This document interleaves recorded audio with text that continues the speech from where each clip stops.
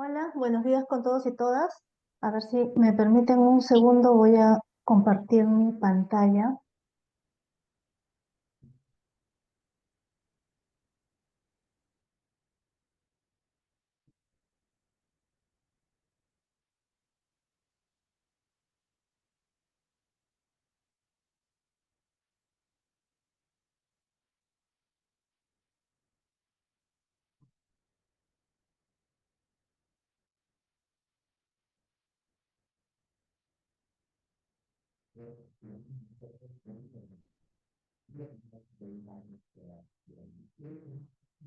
Sí, ¿me confirman si pueden ver mi pantalla? Sí, sí se visualiza correctamente. Gracias, Jessica. Bueno, buenos días con todos y todas. Mi nombre es Ángela Guerra. Soy directora de Norteamérica y Europa en el Ministerio de Comercio Exterior y Turismo y me encuentro a cargo de las negociaciones en materias de acceso a mercado. Quería empezar mi presentación para comentarles de manera general qué cosas son los acuerdos comerciales. Mucho hablamos que firmamos un tratado con tal o con cual país.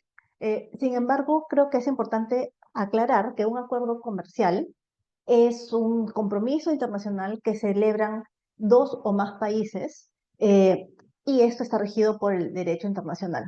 Esta es la definición de la Convención de Viena sobre Derechos de los Tratados. La Convención de Viena sobre Derechos y Tratados es como, digamos, el manual de usuario de los tratados vinculantes entre dos o más países. Así que eso es lo que se indica. Entonces, un acuerdo comercial tiene características de ser vinculante, de ser permanente en el tiempo, de ser integrado por dos o más partes y de haberse abordado de manera escrita. ¿Por qué es importante contar con acuerdos comerciales internacionales? Un acuerdo comercial nos permite poder tener acceso preferencial a diferentes mercados.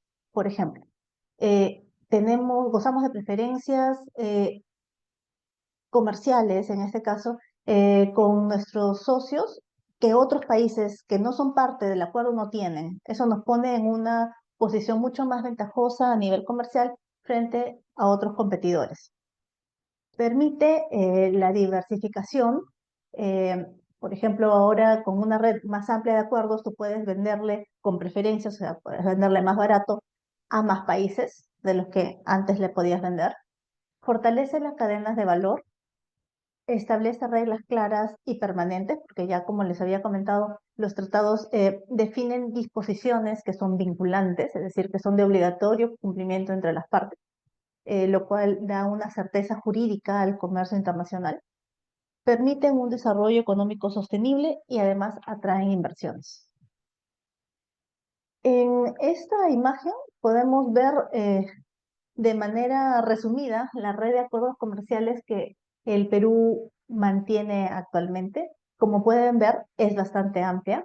Em, ya tenemos acuerdos con los países de la región, por ejemplo, con Colombia, Ecuador y Bolivia en el marco de la Comunidad Andina, con México, Chile, y Colombia también en el marco de la Alianza del Pacífico, CPTPP, que marcó un hito bastante importante en el relacionamiento comercial del Perú, además de los acuerdos que ya son un poco más tradicionales con Estados Unidos o con la Unión Europea. Eh, Actualmente tenemos acuerdos vigentes, que son los que están al lado izquierdo, acuerdos firmados, que son los que ustedes pueden ver en la columna del centro y que todavía están esperando su entrada en vigor. Eh, Celebramos que ya se suscribió el acuerdo de Hong Kong en la última reunión de líderes de APEC que se ha sostenido el mes pasado. Entonces ya es un acuerdo más que estará próximo a entrar en vigor. Asimismo, tenemos procesos en negociación. Estamos negociando actualmente con Indonesia, estamos iniciando negociación con El Salvador, estamos retomando la negociación con Guatemala, eh, ya venimos con una negociación un poco más lenta con India y seguimos trabajando con Uruguay para el proceso de optimización. Entonces, actualmente todos estos mercados que vemos acá representan un poco más del 82% de PBI mundial y el 42% de la población mundial. Un poco para ver la escala del avance que el Perú ha tenido en materia de negociaciones comerciales, podemos decir que la participación de las exportaciones totales en aquellos mercados donde teníamos un acuerdo comercial en el año 2006 era apenas de 8%. En el año 2023 es de 91%. Aquí estamos viendo cuáles son los principales destinos de las exportaciones peruanas. Como vemos, este es el resumen del ranking de nuestros principales socios comerciales. El principal socio comercial del Perú el año pasado fue China, liderando la participación con un 36% del total de nuestras exportaciones. Eso quiere decir, de todo lo que exportamos al mundo, el 36% se va a China, seguido por Estados Unidos con 14% y Unión Europea con un 11%. De ahí ya más lejos, los siguientes socios, Canadá, India, Corea, Japón, etcétera. Entonces, creo que nos concentramos en estos tres principales socios y estamos abordando más del 50% de nuestra participación en exportaciones hacia el mundo. Aquí sí quiero comentarles que un dato un poco curioso. Acá, hace unos años, Estados Unidos lideraba el ranking siendo el principal destino de nuestras exportaciones. Ya después, poco a poco, China ha tomado un liderazgo bastante amplio. Vamos a ver cómo se mueve en estas gráficas después de que el puerto de Chancay comience a intensificar sus operaciones, ¿no? Entonces eso va a ser bastante interesante a ver qué es lo que pasa por acá. Ahora les voy a comentar rápidamente, ya yendo un poco, cuáles son un poco las ventajas que ha podido traer los acuerdos comerciales que mantenemos con nuestros principales socios. Como les dije al comienzo, un acuerdo comercial es vinculante en diferentes áreas. Se negocian diferentes capítulos. Uno de ellos es acceso a mercados. El capítulo de acceso a mercados básicamente nos ofrece poder acceder al otro mercado con unas mejores condiciones en materia arancelaria. Entonces, en simple, ¿qué cosa es un arancel aduanero? Un arancel aduanero es el peaje que un producto tiene que pagar para poder ingresar a otro país. Entonces, con un acuerdo comercial, nosotros buscamos reducir este costo de peaje. Buscamos estas reducciones arancelarias que nos van a poder permitir ingresar al otro país en una mejor condición que previa al acuerdo. Entonces, como les decía también, esto definitivamente genera una mayor competitividad en ese mercado específico frente a otros competidores.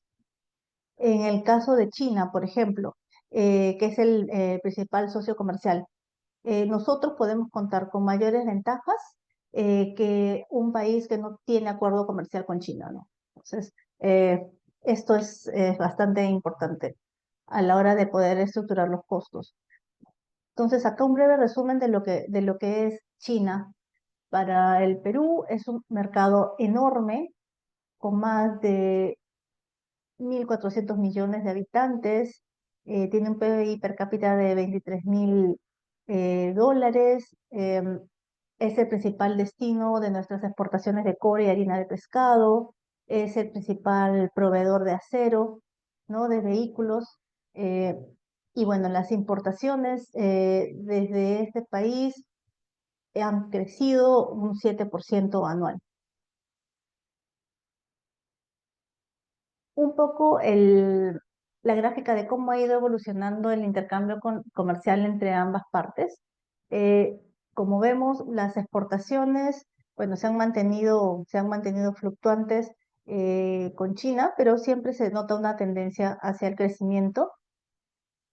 Tenemos acá la data.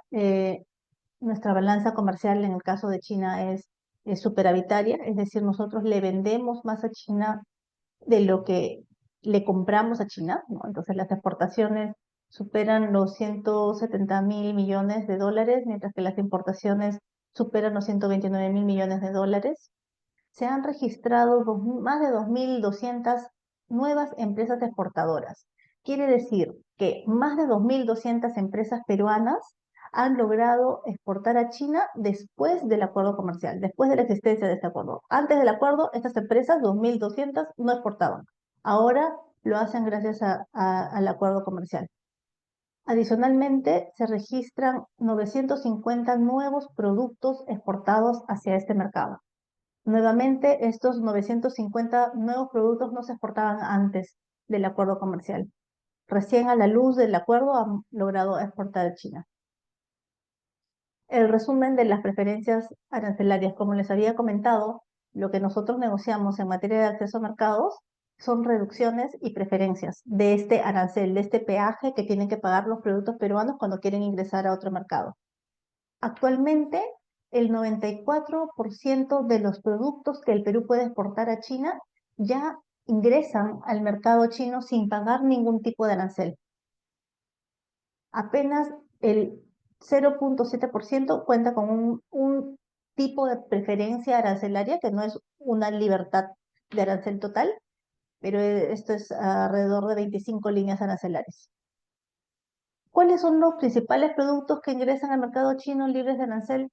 Los agropecuarios, arándanos, paltas, uvas, mandarinas, tara, los productos pesqueros como harina de pescado, pota, langostinos y algas marinas. Son productos que el mercado chino aprecia bastante y han visto incrementadas sus exportaciones en los últimos años. Ahora, entrando al segundo principal mercado de exportación del Perú, tenemos a Estados Unidos. Como les había comentado, tiene alrededor de 14% de participación dentro de las exportaciones totales del país.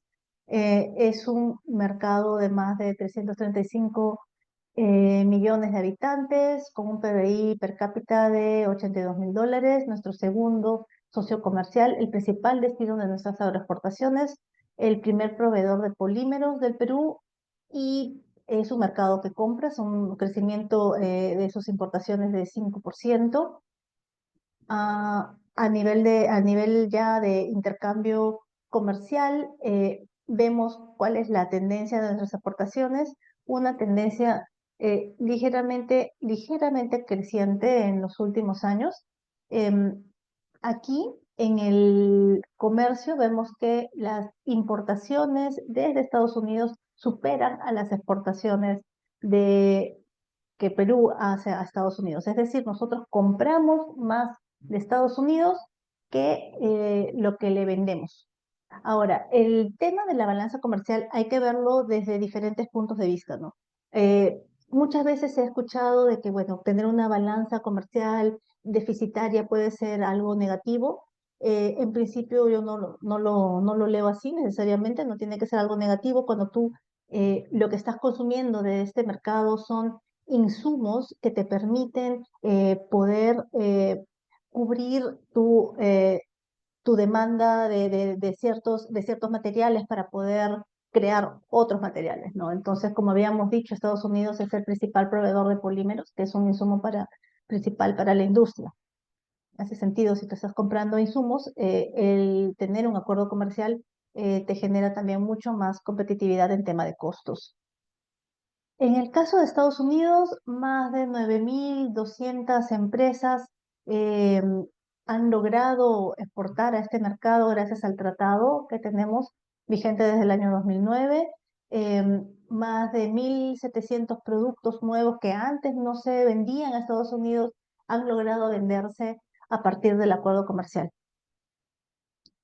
En un poco resumen de los beneficios arancelarios, eh, casi el total de productos que el Perú puede venderle a este mercado se encuentran libres de arancel, no pagan ningún tipo de arancel, de peaje al ingresar, eh, y apenas un 1% cuenta con cierto tipo de preferencias arancelarias que no son reducciones totales o liberalización total del arancel.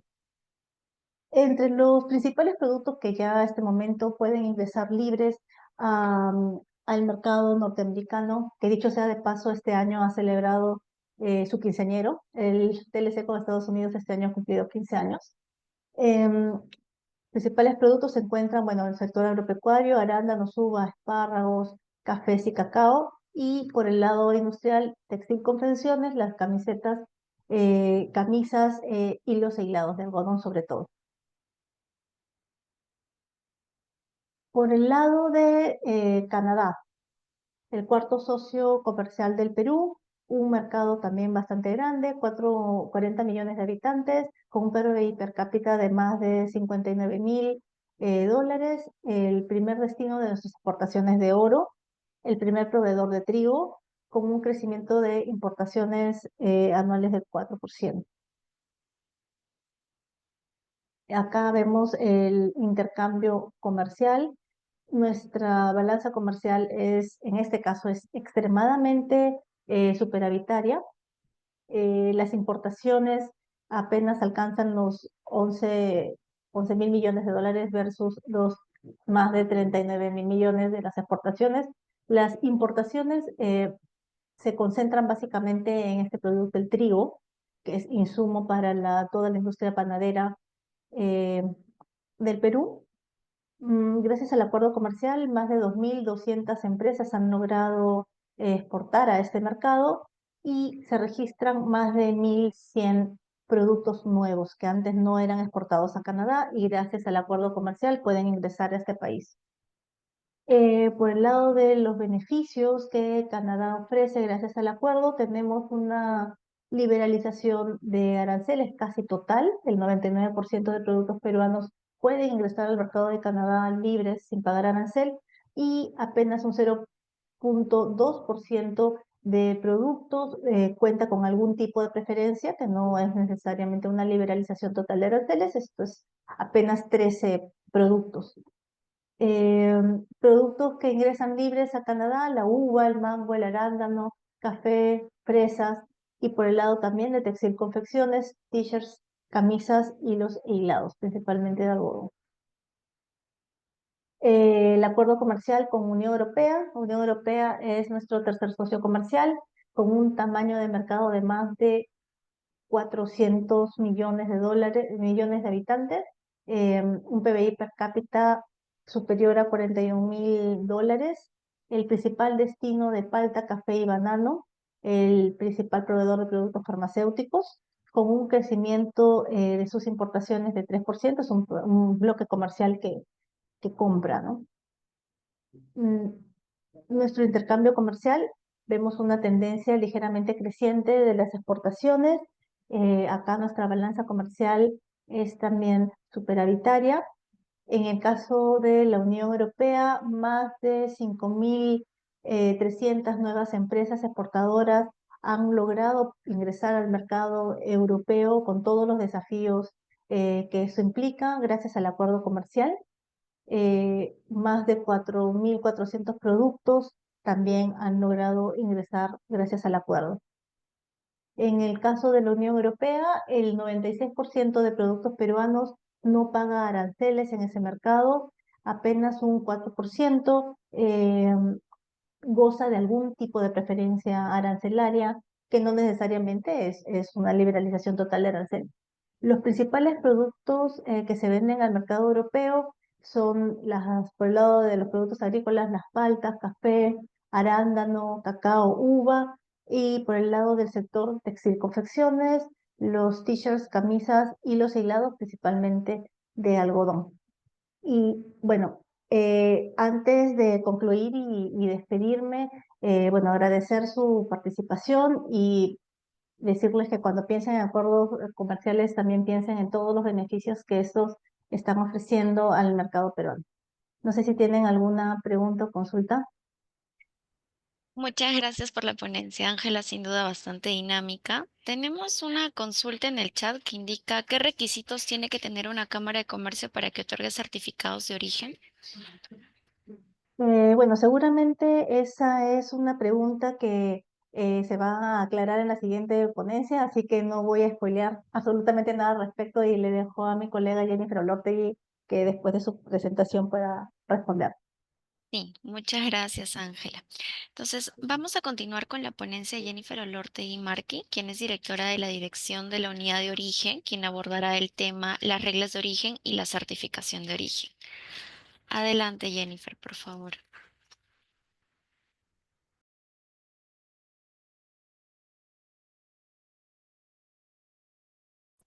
Hola Jessica, buenos días.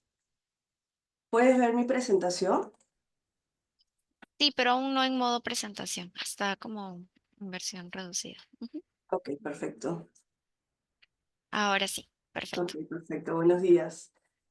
Bueno, después de la charla que dio Ángela, yo voy a hablar de las reglas de origen. Las reglas de origen son importantes porque tenemos 22 acuerdos comerciales que cubren el 82% del PBI global y el 42% de la población mundial. Como pueden ver, uno de los acuerdos más amplios que tenemos es el de CPTPP, que tiene 12 miembros. En los TLC firmados tenemos 5, tenemos a Guatemala, Brasil, Singapur, China, Hong Kong. Tenemos otros acuerdos en negociación, los principales India e Indonesia, algunos por retomar Turquía y algunos potenciales. Teniendo en mente toda esta red de acuerdos comerciales, vemos cuáles son los beneficios directos de tener esos acuerdos. Por ejemplo, si una empresa quiere exportar paltas frescas a la Unión Europea, tendría que pagar un 4% si no tuviéramos un acuerdo de libre comercio. Pero si esa palta es cultivada y cosechada en el Perú, paga 0% de arancel acogiéndose a las preferencias arancelarias. Si, por ejemplo, yo quiero exportar cebollas frescas a la comunidad andina, específicamente a Colombia, mis cebollas cultivadas y cosechadas en el Perú, si no tuvieran un acuerdo de libre comercio, tendríamos que afrontar un arancel de 15%. Pero con la comunidad andina, la preferencia es 0%. ¿Qué pasa si yo exporto t-shirts de algodón y no tuviera acuerdo en Estados Unidos? Tendría que afrontar un arancel del 16.5%, pero con el APC mi arancel es 0%, si es que el t-shirt es hecho a partir de hilado peruano o de Estados Unidos. Teniendo esto en mente, estos ejemplos reales de los beneficios que representan los acuerdos de libre comercio, voy a proceder a hablar sobre las reglas de origen. ¿Qué son las reglas de origen? Son los criterios establecidos en un determinado acuerdo comercial para que una mercancía califique como originaria. Estos criterios se dan en términos de producción y de materiales.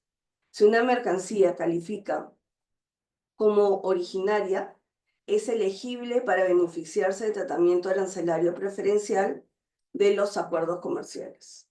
Es decir, yo tengo que cumplir ciertos criterios para que mi importador pueda solicitar el trato arancelario preferencial en el mercado de destino. Además del criterio de origen, tenemos que cumplir ciertas condiciones. Por ejemplo, está el tema de transporte directo, que después voy a explicar, y requisitos administrativos, por ejemplo, el llenado del certificado de origen, el mantenimiento de registro, que son los documentos que respaldan que la mercancía es originaria. En origen tenemos dos términos muy importantes, el de material y el de mercancía. Cuando hablamos de material, estamos hablando de insumos. Y cuando hablamos de mercancía, de producto final. Si alguien lee los acuerdos de libre comercio, estos dos términos siempre van a estar en el capítulo de origen. Por ejemplo, tenemos los arándanos, que son los insumos para una mermelada de arándano. Tenemos la lana, que es el insumo para una chompa. Entonces, material y mercancía. Material, insumo, mercancía, producto final. Ahora les voy a hablar de los criterios de origen. Nosotros tenemos 3 criterios que permiten que una mercancía califique como originaria. El primero de ellos es hablar de que la mercancía es totalmente obtenida o enteramente producida. El segundo es que la mercancía haya sido producida a partir de materiales originarios. Y el tercer criterio es que si bien un productor puede utilizar insumos no originarios, es decir, de terceros países, si cumple con el requisito específico de origen, esa mercancía es originaria. Voy a pasar a explicar cada uno de ellos. Cuando hablamos de mercancías totalmente obtenidas, estamos hablando de productos de reino animal, vegetal o mineral que no tienen mucho valor agregado. Entonces, por ejemplo, hablamos de plantas, de vegetales o productos de plantas, hablamos de animales y derivados de animales, y como les mencioné, de productos minerales. Un ejemplo es, por ejemplo, es el siguiente. Yo soy una empresa peruana que me dedico a la crianza de alpacas, las esquilo para elaborar hilado de pelo fino de alpaca. Tengo interés en exportar hacia Italia. Para eso voy a utilizar el Acuerdo de Libre Comercio Perú-Unión Europea. La pregunta acá es, ¿estos hilados califican como originarios? Si califican como originarios, quiere decir de que al llegar al mercado destino van a poder acogerse al trato arancelario preferencial, que es lo que explicó Ángela. Cuando hablamos de trato arancelario preferencial, estamos hablando de pagar 0% de arancel o tener una rebaja respecto al arancel que normalmente se cobra en el mercado de destino. Entonces, en ese escenario yo voy al capítulo de reglas de origen, busco el artículo sobre productos totalmente obtenidos y veo que está el literal D, que habla de productos procedentes de animales vivos criados allí. Entonces, obviamente, este hilado de pelo fino de alpaca califica como originario.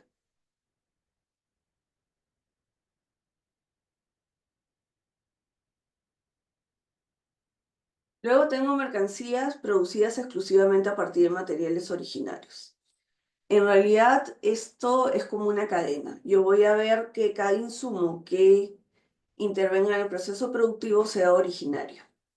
Puede ser originario ya sea con el criterio totalmente obtenido o con el criterio de requisito específico de origen. Por ejemplo, yo tengo interés en exportar toffee de chocolate en el marco de la Alianza del Pacífico. Para eso voy a utilizar materiales como cacao, azúcar, leche en polvo, mantequilla. Como pueden ver en la pantalla, el cacao, la leche en polvo y la mantequilla son de Perú, y en este caso estoy utilizando azúcar originaria de Colombia.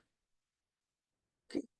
Entonces, mis toffees, si yo los quiero exportar en el marco de la Alianza del Pacífico, pueden calificar como mercancías producidas exclusivamente a partir de materiales originarios y pueden solicitar la preferencia arancelaria. A continuación les voy a hablar sobre los requisitos específicos de origen. Este es el tercer criterio mediante el cual una mercancía califica como originaria. Este criterio se aplica cuando utilizo un material no originario. Basta que utilice un único material no originario para que yo aplique este criterio.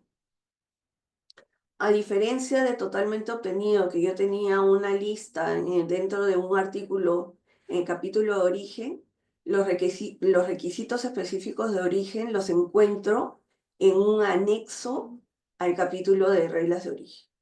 Para ubicarlos tengo que saber la clasificación arancelaria de mi mercancía y dependiendo de la condición que se le imponga a ese producto, debería saber la clasificación arancelaria de los materiales originarios y no originarios.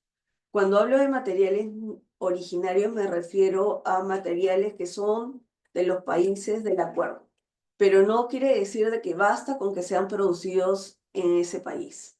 Yo tengo que ver si ese insumo califica, cumple los requisitos, cumple los criterios de origen en el acuerdo en el cual voy a exportar. Si, por ejemplo, yo adquirí o importé de un país del acuerdo un insumo, ese insumo debería venir con un certificado de origen que acredite que es originario. ¿no? Y es como una cadena. Estamos hablando recién a nivel de insumos. Cuando nos referimos a material no originario, estamos hablando de materiales que vienen de terceros países. Cabe la posibilidad de que yo adquiera en el mercado local materiales no originarios. No quiere decir que si lo compro de Perú, la persona que me lo esté vendiendo no lo haya importado de China, por ejemplo. Y si estoy en el marco del TLC con Estados Unidos, ese insumo chino va a ser un material no originario. Entonces, como les mencioné, los requisitos específicos de origen ponen ciertas condiciones que pueden ser en función a valor agregado, en función a los materiales o al proceso productivo. Estos requisitos se establecen a nivel de partida, subpartida o por rangos. Cuando hablo rangos, quiere decir que, por ejemplo, agarro un grupo de subpartidas o un grupo de partidas y a esos productos les asigno un requisito específico de origen. Para analizar los requisitos específicos de origen tenemos que tener en mente lo siguiente. Todas las mercancías exportadas e importadas tienen una clasificación arancelaria según el sistema arancelario. Entonces, si estamos hablando de los dos primeros dígitos de la clasificación arancelaria, nos referimos a un capítulo.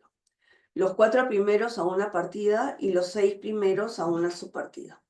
En origen, la mayoría de veces llegamos a subpartida de 6 dígitos.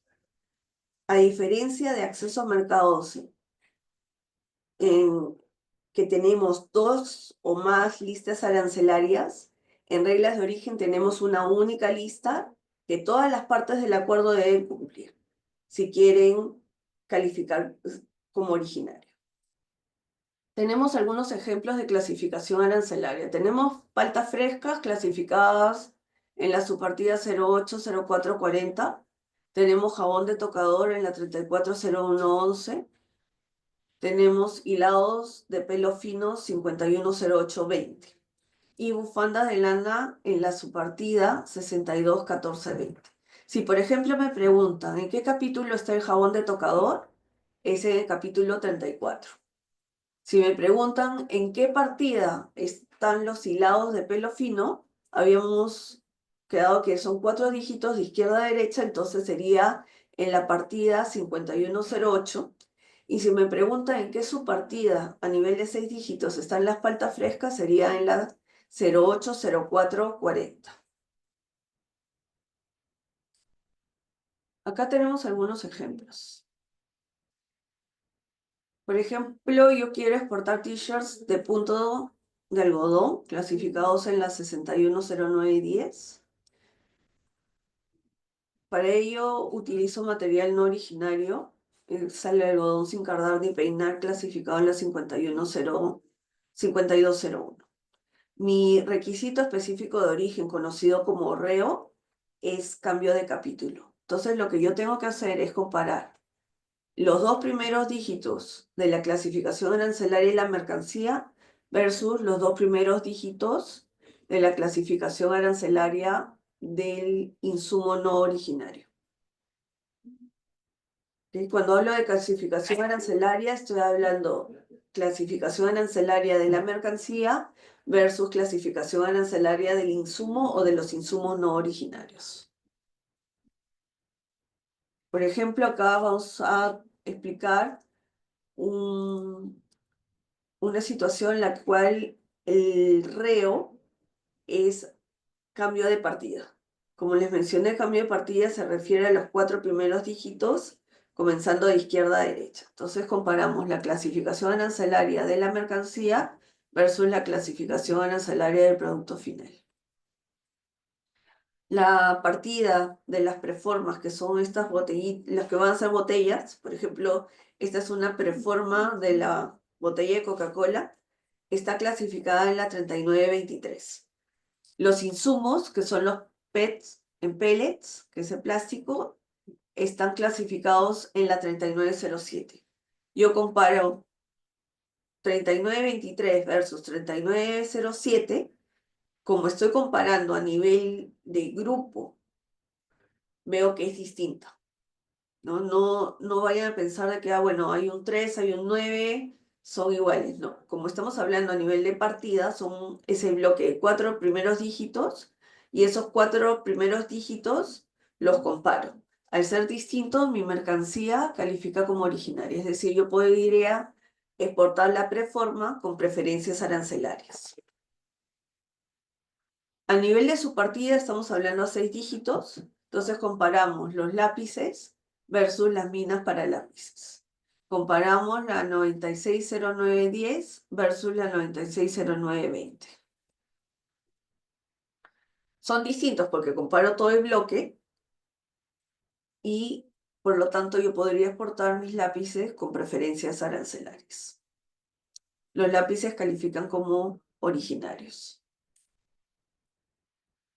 Acá les estoy mostrando las fórmulas a través de las cuales se calcula el valor de contenido regional.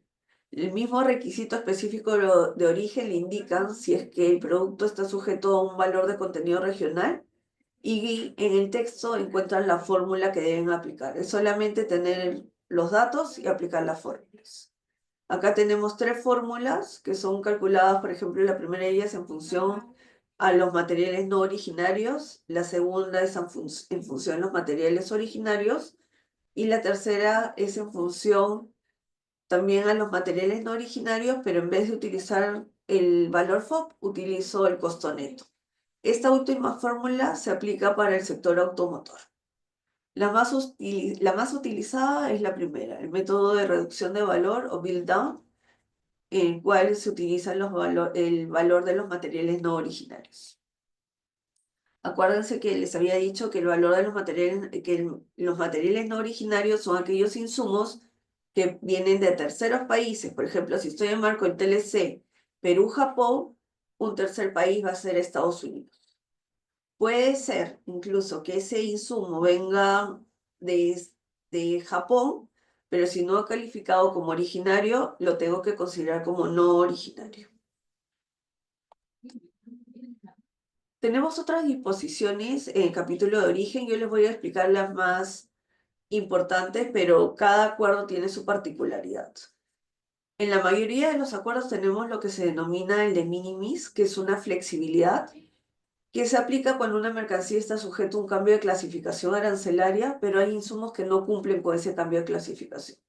Si el valor de esos insumos no superan cierto porcentaje de valor FOB de la mercancía es originaria. ¿Okay? Hay diferencias en algunos acuerdos, por ejemplo, para el sector textil y confecciones, esta flexibilidad, este de minimis, no se calcula sobre el valor FOB, sino se calcula sobre el peso de la mercancía. Otro principio tenemos el de acumulación.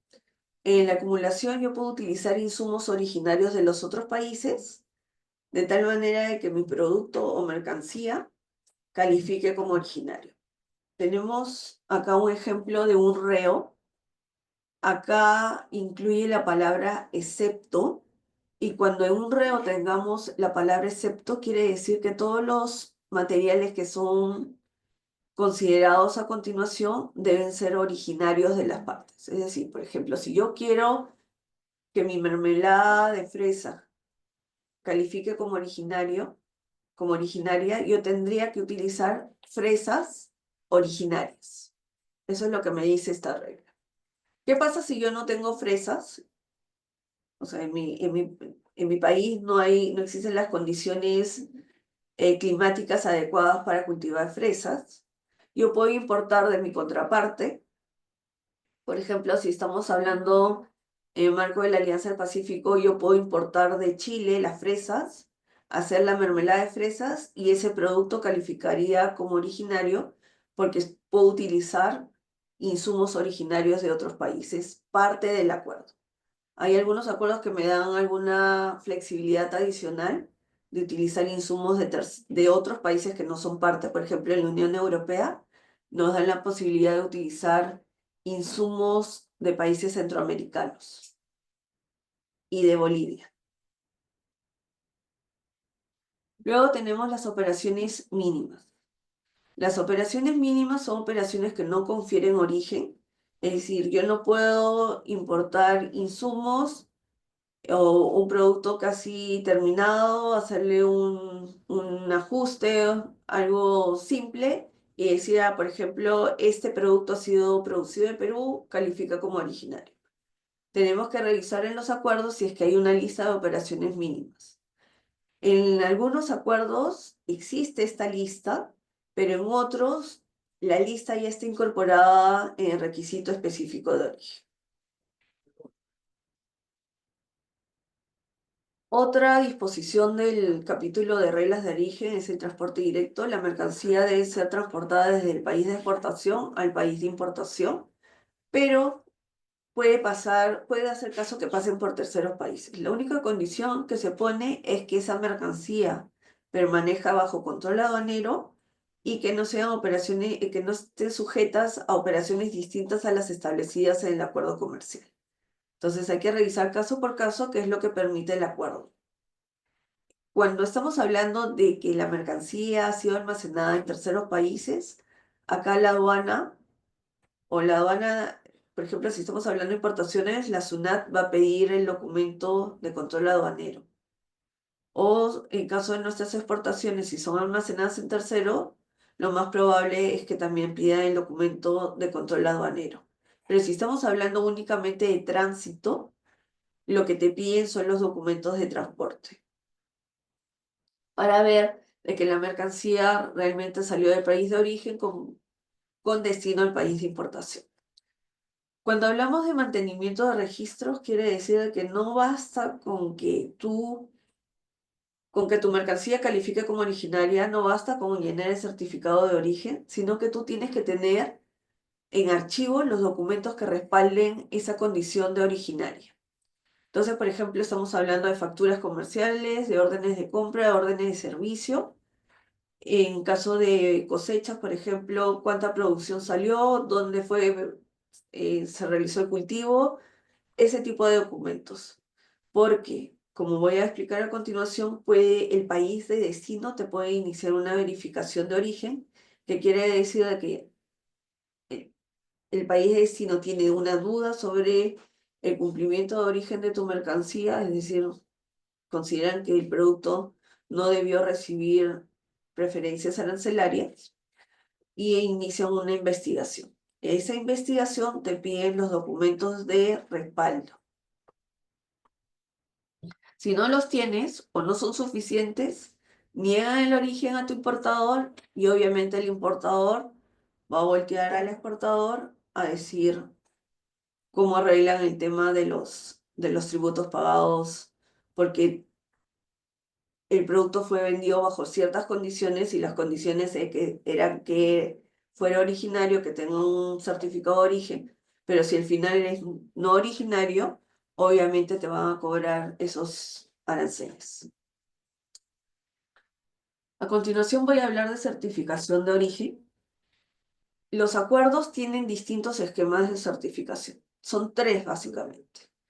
Las entidades, certificación por entidades, la mayoría de acuerdos lo tiene, estamos hablando de 17 acuerdos comerciales y 3 sistemas de preferencias arancelarias, por ejemplo el SGP Japón, el SGP Nueva Zelanda y el SGPC son esquemas unilaterales de preferencia. Esos países o los países desarrollados nos otorgan preferencias para un grupo limitado de productos, pero son preferencias que nos dan unilateralmente. En esos esquemas también necesitamos un certificado de origen que es emitido por entidades autorizadas. Luego tenemos la autocertificación. Estoy nombrando de extremo a extremo. Cuando hablamos de autocertificación, quiere decir que el propio productor, exportador o importador pueden emitir sus certificados de origen. La autocertificación la tenemos en el APC Perú, Estados Unidos, en TLC Perú, Canadá, en el APC Perú, Corea, en el ALC Perú, Australia y en CPTPP. Y un intermedio es el exportador autorizado. En este esquema, el MICETUR, o digamos, en Perú, el MICETUR otorga la autorización para que estos exportadores emitan sus propias declaraciones de origen. En este esquema no se denomina certificado, sino declaración de origen. ¿Sí? Es importante mencionar que los acuerdos que indican la figura con que contemplan la figura de exportador autorizado, también contempla la certificación por entidades. Como se pueden dar cuenta, Japón está arriba en certificación por entidades y Japón está en exportador autorizado.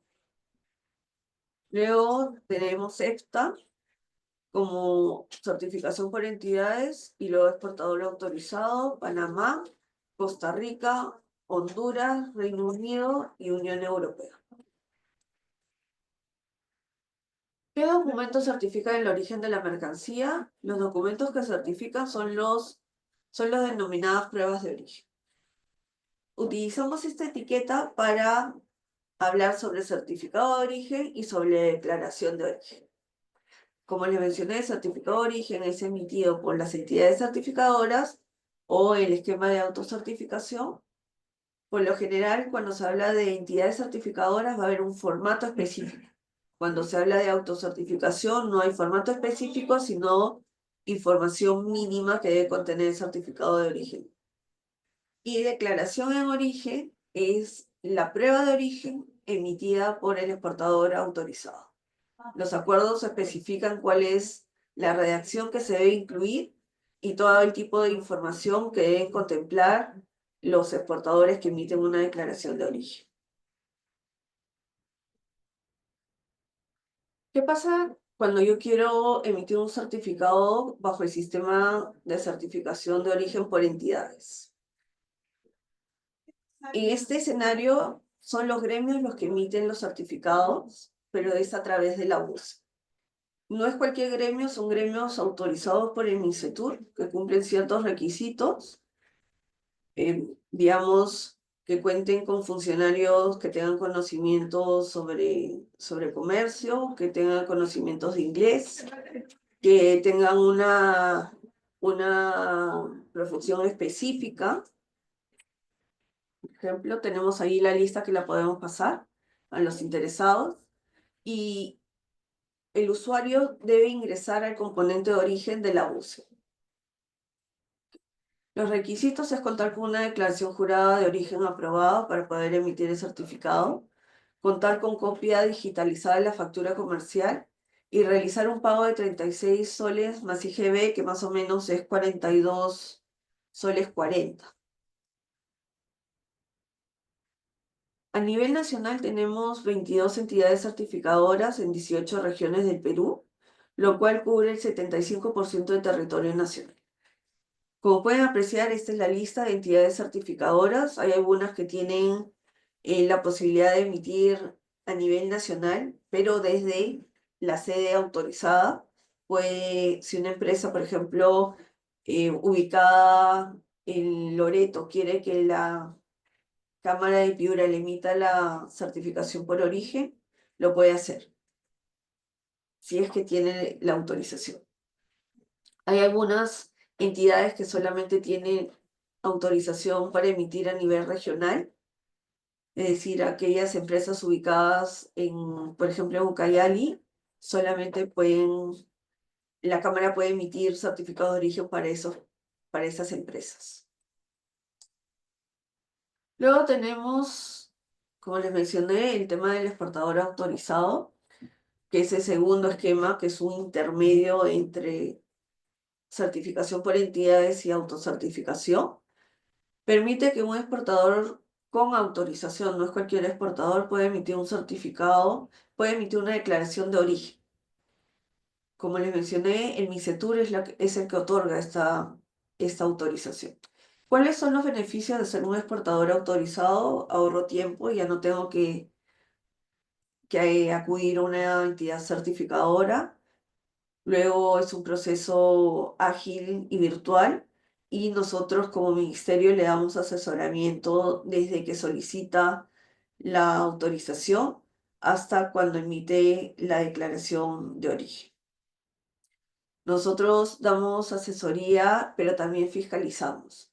Por ejemplo, un exportador autorizado debe cumplir ciertos requisitos, debe mandar información y nosotros como autoridad competente les hacemos fiscalizaciones, vamos a sus plantas, vemos que tengan los documentos, que cumplan con todos los requisitos para efectos de tener una buena certificación de origen.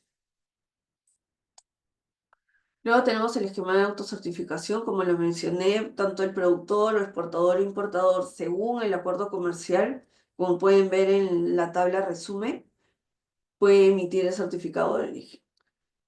En este esquema, el exportador, el productor o importador realizan el proceso solos y asumen toda la responsabilidad.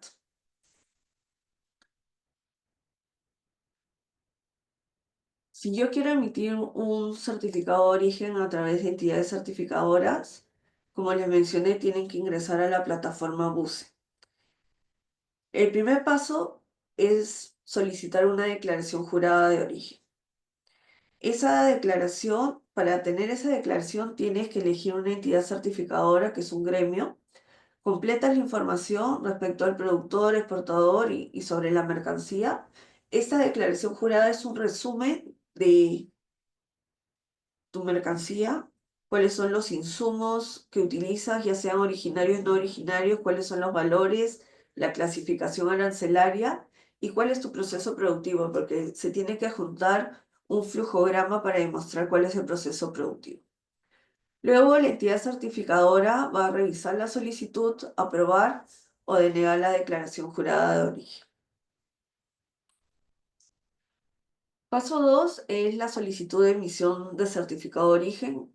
Esto se hace una vez uno cuente con la declaración jurada de origen. Esta declaración es muy distinta a la declaración en factura. Acuérdense que cuando hablamos de declaración en factura, hablamos bajo el esquema de exportador autorizado. Esta declaración que les mencioné es cuando se denomina declaración jurada de origen, pero se utiliza como base para la emisión de los certificados de origen por entidades autorizadas. Ok, entro a la BUCE, pongo iniciar la solicitud de emisión de certificado de origen, selecciono la entidad autorizada, la que esté cerca de mi región o la de mi preferencia. Coloco la información y pongo transmitir. En ese escenario, la entidad certificadora seleccionada aprobará o denegará la solicitud de emisión de certificado después de la revisión. Una vez aprobado el certificado, el exportador debe imprimirlo y presentarlo a la entidad certificadora y la entidad certificadora va a firmar el documento y lo va a escanear para tenerlo de registro en la BUCE. Algunos acuerdos comerciales tienen la posibilidad de que las partes intercambien un link y a través de ese link pueden revisar la autenticidad de los certificados. Entonces, una vez emitido el certificado, la entidad lo sube a la BUCE y, por ejemplo, Panamá tiene la posibilidad de ver si el certificado de origen es auténtico o no. Finalmente, tengo algunos enlaces de interés que mencionarles. Primero, la página web de acuerdos comerciales. Acá encuentran toda la información respecto a los distintos TLCs. Allí pueden encontrar información del capítulo de origen. Luego tenemos el sistema de certificación de origen que explica detalladamente los 3 sistemas. Tenemos como dirección de la unidad de origen, hemos elaborado manuales por los distintos acuerdos. Como pueden apreciar, tenemos varios acuerdos ya cubiertos con estos manuales y actualmente estamos por sacar el CPTPP. Tenemos una revisión del EFTA y tenemos un manual respecto al proceso de optimización de China. También tenemos videos educativos, en realidad son videos muy cortos que te explican ciertos aspectos de las reglas de origen. Los últimos que tenemos son respecto a la lista de escaso abasto, tenemos verificación de origen y tenemos cuáles son los sistemas de certificación. O sea, el 3, el 5 y el 6 son los últimos videos que hemos elaborado para los usuarios.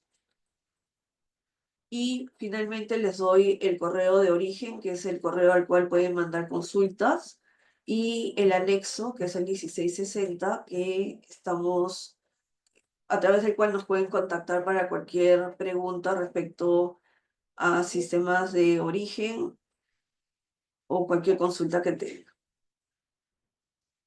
Eso es todo, gracias. Muchísimas gracias, Jennifer. Muy explicativa, muy dinámica, la presentación bastante completa y con información muy relevante. Algunas consultas que hay que nos han dejado, ¿no? Los asistentes es que, ¿qué requisitos tiene que tener una Cámara de Comercio para que otorgue los certificados de origen? Debe tener, por ejemplo, un local adecuado que cuente con autorización. Debe tener experiencia en comercio exterior, es decir, haber realizado algunas actividades respecto al tema.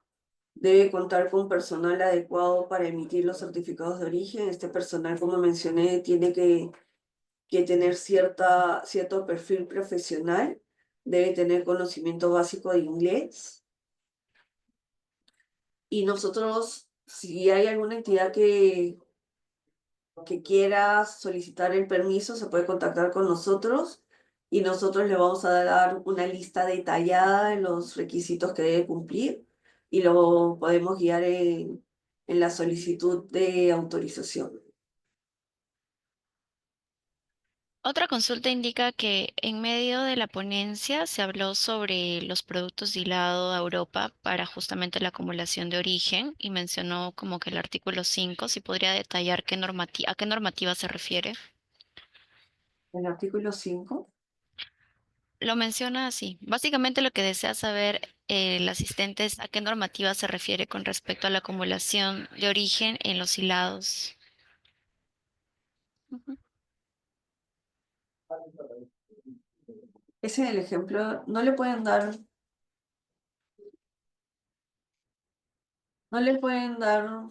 la posibilidad de hacerme la consulta directamente Sí, a ver, el señor Dander Curia Chawin. A ver, un minuto. para saber exactamente a qué me pregunto. A ver, la estoy activando el micro para que pueda.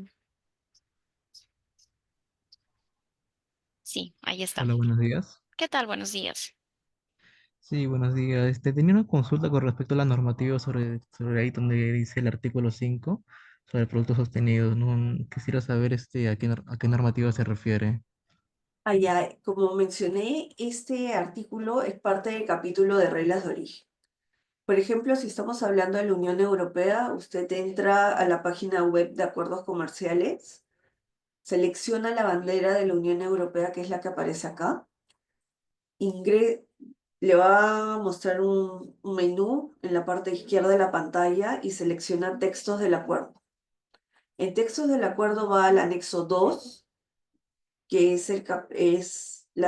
contiene las disposiciones de origen, y en el artículo 5 va a encontrar la lista de productos que son considerados totalmente obtenidos.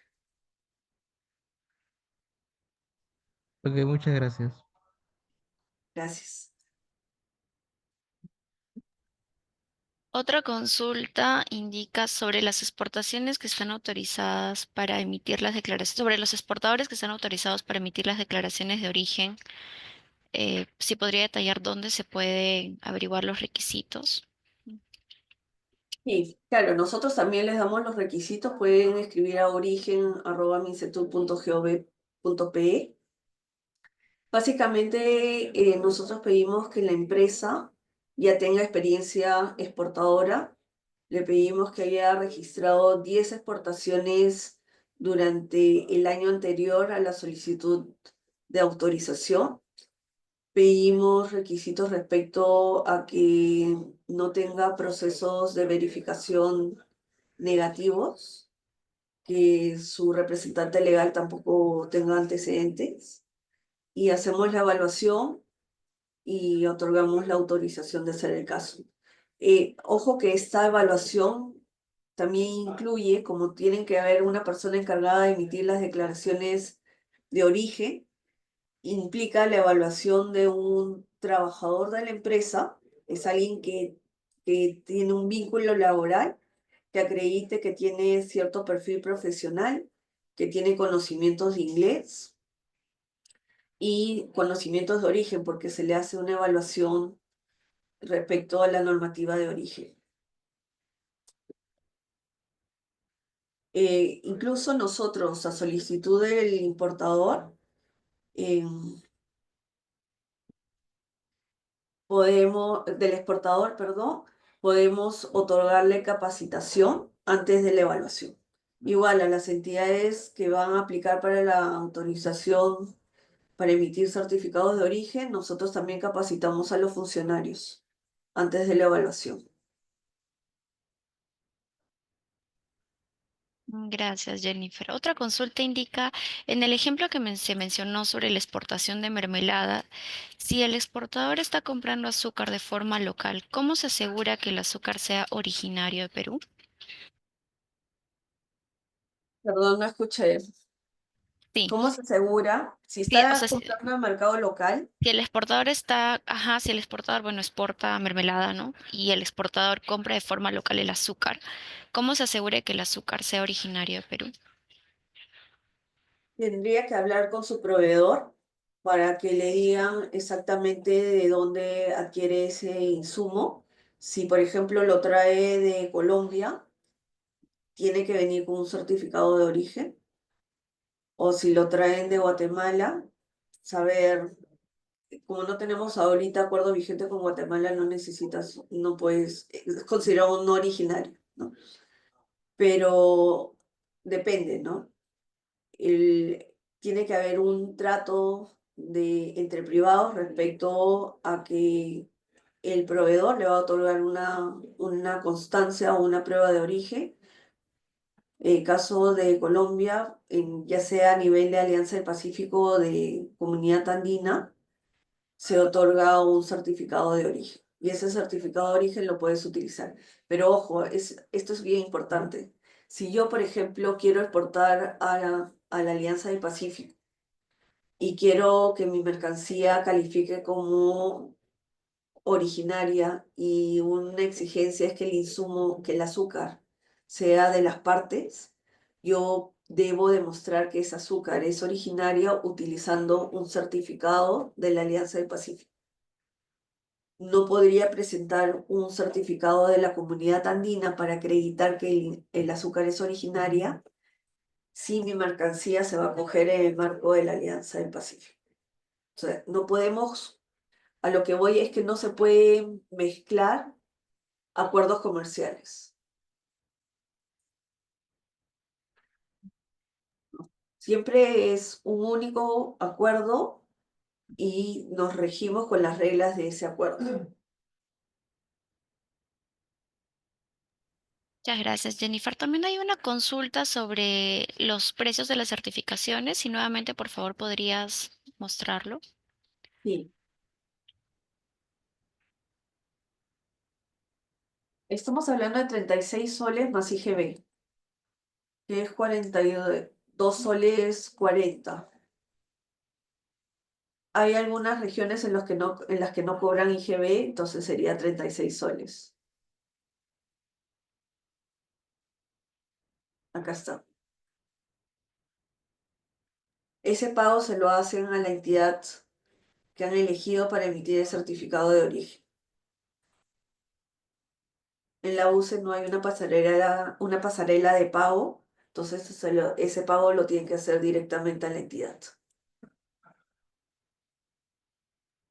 Perfecto. Hay algunas personas que desean abrir el micro, entonces voy a permitirle dar la consulta a Lenin Wister. Okay. Ujú. Señor Lenin.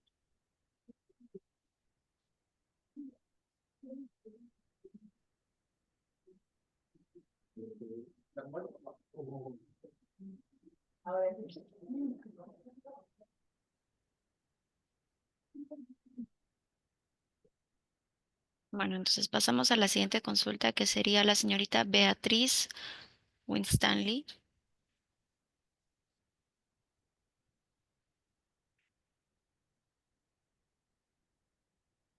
que también ya pueden reactivar su audio en este momento.